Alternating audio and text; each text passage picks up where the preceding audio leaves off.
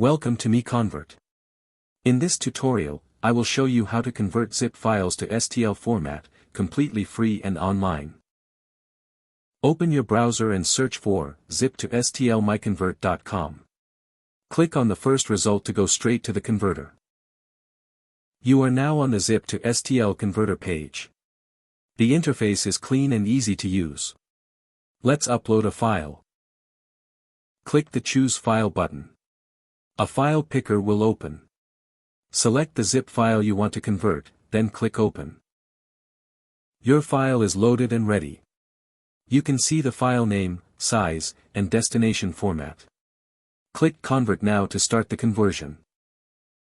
The conversion is in progress. You can see the progress bar moving.